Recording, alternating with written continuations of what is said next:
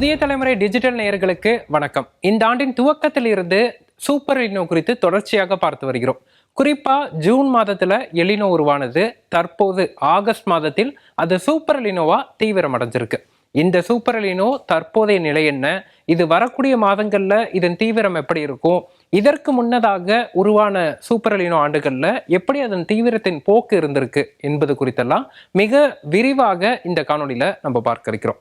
இன்றைய நிலவரப்படி நம்ம பார்த்தோம்னா, அந்த குறிப்பாக நம்ம முன்பே பார்த்திருக்கோம், பசிபிக் பெருங்கடலோட கிழக்கு மற்றும் மத்திய பகுதிகளில் இருக்கக்கூடிய வெப்பநிலை அதிகரிக்கும் போது அதை நம்ம எல்லினோன்னு குறிப்பிடுறோம். இயல்பா 1 டிகிரி வரைக்கும் அதிகரிச்சா அதை மிதமான எல்லினோ என்றும், 1 டிகிரிக்கு மேல அதிகரிக்கும் போது அதை நம்ம எல்லினோ என்றும், 2 டிகிரிக்கு மேல செல்லும் போது அதை சூப்பர் எல்லினோ என்றும் நம்ம வகைப்படுத்துறோம். தற்போது கிடைத்திருக்க தரவுகள் படி ஆகஸ்ட் மாதத்தின் முதல் வாரத்துல நமக்கு பசிபிக் பெருங்கடலின் மத்திய பகுதிகளில் இருக்கக்கூடிய வெப்பநிலை இயல்பை விட 2 டிகிரிக்கு மேல அதிகரிச்சிருக்கு. அதாவது இயல்பாக 26.98 டிகிரி செல்சியஸ் வெப்பநிலை இருக்க வேண்டிய இடத்துல தற்போது அதை விட 29.52 டிகிரி செல்சியஸ் அளவுக்கு வெப்பநிலை உயர்ந்திருக்கு. இது கிட்டத்தட்ட 2.54 டிகிரி செல்சியஸ் அதிகமா இருக்கு அப்படிங்கிறது உறுதிப்படுத்தியிருக்கு. இதன் காரணமாக நம்ம பார்த்தோம்னா, நம்ம முன்பே குறிப்பிட்டது போல இந்த பகுதிகளில் இருக்கக்கூடிய வெப்பநிலை இயல்பை விட அதிகரிச்சிருக்கு. சரி, இதற்கு முன்னதா உருவான சூப்பர் எலினோ ஆண்டுகள்லாம் இருக்குல்ல, 2015, 1997 போன்ற ஆண்டுகள், அதை எடுத்துட்டோம்னா ஆகஸ்ட் மாதத்துல 2015ஆம் ஆண்டை பொறுத்தளவுக்கு 1.20 அளவுக்கு தான் அந்த சூப்பர் எலினோவின் தன்மை என்பது நமக்கு பசிபிக் பெருங்கடல்ல இருந்திருக்கு. 1997ஆம் ஆண்டு 1.63 டிகிரி செல்சியஸ் அளவுக்கு அதன் தன்மை இருந்திருக்கு. 1982ஆம் ஆண்டு 1.12 டிகிரி செல்சியஸ் அளவுக்கு அதன் தீவிரம் என்பது இருந்திருக்கு. அப்படி பார்க்கும்போது ஆகஸ்ட் மாதத்திலேயே சூப்பர் எலினோ உருவாவது இதுதான் முதல் முறையா பார்க்கப்படுது. 2026ஆம் ஆண்டு தான் ஆகஸ்ட் மாதத்திலேயே அந்த சூப்பர் எலினோ உருவாகி இருக்கு. சரி, தற்போது இந்த சூப்பர் எலினோ உருவாகி இருக்கு. இது வரக்கூடிய மாதங்கள்ல குறிப்பா நவம்பர் மாதத்துல தீவிரம் அடையும் அப்படின்னு எதிர்பார்க்கப்படுது. குறிப்பா இப்போதே 2 டிகிரிக்கு மேல உயர்ந்திருக்கக்கூடிய இந்த எல்லினோவின் அமைப்பு நவம்பர் மாதத்துல கிட்டத்தட்ட 3.5 டிகிரிக்கு மேல அதிகரிக்கும் அப்படின்னு எதிர்பார்க்கப்படுது. குறிப்பா நமக்கு இப்போ உருவாகி இருக்க அந்த சூப்பர் எலினோ நவம்பர் மாதம் தீவிரம் அடையும் அப்படின்னு சொல்றதுக்கான காரணம் என்னங்கிறத பார்த்துருவோம். இந்த ஆண்டு பொறுத்தளவுக்கு பசிபிக் பெருங்கடல்ல இந்த பகுதிகளில் டால்பின் சூறாவளி புயல் இருந்துட்டு இருக்கு.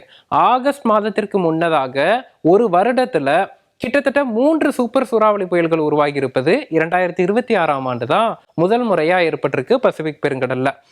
இயல்பா இந்த சூப்பர் சூறாவளிக்கும் எல்லினோவுக்கும் என்ன சம்பந்தங்கிற ஒரு கேள்வி வரும்.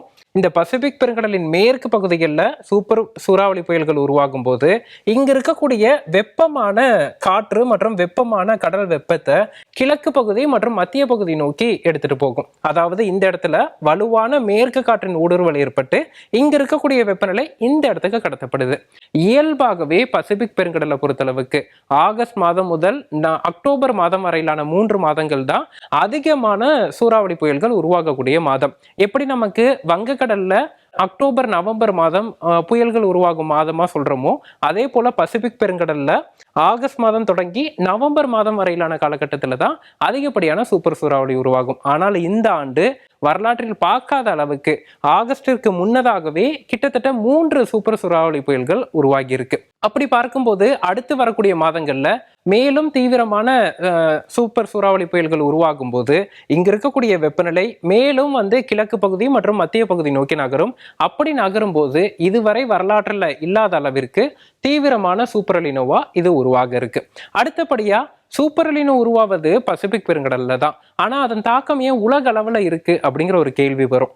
குறிப்பா பார்த்தோம்னா, இந்த கிழக்கு பகுதி தொடங்கி பெரு கடற்கரையிலிருந்து மத்திய பசிபிக் பெருங்கடல் கொஞ்சம் மேற்கு பசிபிக் பெருங்கடல் வரைக்குமே அந்த வெப்பநிலை அதிகரிச்சிருப்பதை நம்ம இந்த படத்துல பார்க்க முடியுது. சிவப்பு நிறத்துல காண்பிக்கப்படுது.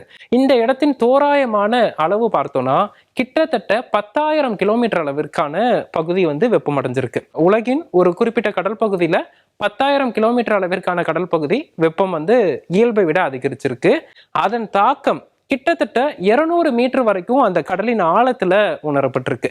அப்போது இங்க இருக்கக்கூடிய பசிபிக் பெருங்கடலின் வெப்பநிலை மாற்றம் என்பது இந்திய பெருங்கடல்லையும் மாற்றத்தை ஏற்படுத்தும். இந்திய பெருங்கடல்ல என்ன மாதிரியான மாற்றத்தை ஏற்படுத்தும்னா, நேர்மறை ஐஓடி, பாசிட்டிவ் ஐஓடி உருவாவதற்கான ஒரு சூழலை ஏற்படுத்தும். தற்போது அந்த நேர்மறை ஐஓடி படிப்படியா உருவாகிட்டு இருக்கு. அது குறித்து நம்ம மற்றொரு காணொலியில விரிவா பார்ப்போம். இதுதான் ஒட்டுமொத்தமா நமக்கு இருக்கக்கூடிய அந்த சூப்பர் எலினோவின் நிலை. இதற்கு முன்னதாக இதுவரைக்கும் வரலாற்றில் இல்லாத அளவிற்கு சூப்பர் எலினோ ஆகஸ்ட் மாதமே உருவாகி இருப்பது தற்போது உறுதியாகி இருக்கு.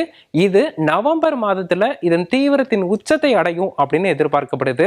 நவம்பர் மாதம் உச்சமடையும் அந்த சூப்பர் எலினோ அடுத்த ஆண்டு ஜனவரி இறுதி வரைக்கும் அது தீவிரமாகவே நீடிக்கும் அப்படின்னு எதிர்பார்க்கப்படுது. இதன் தாக்கம் என்பது முதல்ல பசிபிக் பெருங்கடல்ல அதிகமான சூறாவளி புயல்களை உருவாக்கும். அதே போல உலகின் பல்வேறு இடங்கள்லையும் இந்த தாக்கம் உணரப்படுது. நம்ம கடந்த சில மாதங்களாகவே பார்த்துட்டு இருக்கோம். ஐரோப்பிய நாடுகள்லாம் வரலாறு காணாத அளவிற்கு வெப்ப அலைகள், காட்டுத்தீ போன்றவை அமெரிக்க நாடுகள் மற்றும் கனடா, ஸ்பெயின் போன்ற நாடுகள்லாம் பாதிச்சுட்டு இருக்கு. இந்தியாவே எடுத்துட்டோம்னா இந்தியாவின் பல மாநிலங்கள்ல மழை பற்றாக்குறையும், குஜராத் போன்ற மாநிலங்கள்ல ஒரே நாள்ல 120 சென்டிமீட்டருக்கு அளவிற்கான மழைப்பொழிவும் பதிவாகிட்டு இருக்கு. இது போன்ற உலகின் பல பகுதிகளில் வறட்சி, வெப்பநிலை, வெப்ப அலைகளின் தாக்கமும் ஒரு குறிப்பிட்ட பகுதிகளில் அதிகப்படியான மழைப்பொழிவின் தாக்கத்தையும் வரக்கூடிய நாட்கள்ல மேலும் அதிகரிக்கும் அப்படின்னு எதிர்பார்க்கலாம். குறிப்பா தமிழ்நாட்டை பொறுத்தளவுக்கு ஜூன், ஜூலை மாதங்கள்லையும் இந்த இயல்புக்கு அதிகமான வெப்பநிலை, நீடித்த கோடை காலத்தின் தாக்கம் என்பது இருந்தது. இந்த காலகட்டத்தில் தற்போது சூப்பர் எலினோ உருவாகி இருப்பதன் காரணமாக ஆகஸ்ட் மாதத்தின் 10ஆம் தேதிக்கு பிறகு படிப்படியாக மீண்டும் வெப்பநிலை உயரும்னு எதிர்பார்க்கப்படுது. நீடித்த கோடை காலத்தின் தாக்கமும் தமிழகத்தின் பல பகுதிகளில் இயல்பை விட வெப்பநிலை 3 முதல் 4 டிகிரி செல்சியஸ் அளவுக்கு அதிகரிப்பதற்கான வாய்ப்புகளும் காணப்படுது.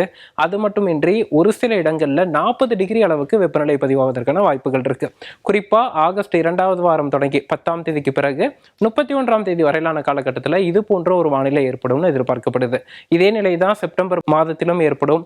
அதனை தொடர்ந்து வடகிழக்கு பருவமழை ஏற்படும் போது சூப்பர் எலினோவின் தாக்கம் அதிகப்படியான மழைப்பொழிவை கொடுக்கும் வகையில இருக்கும். இது குறித்தெல்லாம் விரிவான அறிக்கைகள் நம்ம தொடர்ச்சியாக வரக்கூடிய நாட்கள்ல பார்ப்போம். தற்போதைய நிலையில சூப்பர் எலினோ உருவாகி இருக்கு. அது ஆகஸ்ட் மாதமே உருவாவது உலகில் இதுதான் முதல் முறையா பார்க்கப்படுது. இந்த சூப்பர் எலினோ மேலும் வரக்கூடிய மாதங்கள்ல தீவிரமடையும். அந்த தீவிரம் என்பது நவம்பர் மாதத்துல இது வரைக்கும் வரலாற்றுல இல்லாத அளவிற்கு 3.5 டிகிரி செல்சியஸ் அளவுக்கு அந்த வெப்பநிலை என்பது உயரக்கூடும் அப்படின்னு எதிர்பார்க்கப்படுது. தொடர்ந்து இணைந்திருங்கள் புதிய தலைமுறையுடன். அடுத்தடுத்து எலினோவின் தாக்கம் மற்றும் அதன் தீவிரம் எப்படி இருக்கு என்பது குறித்து வரக்கூடிய நாட்கள்ல பார்க்கலாம்.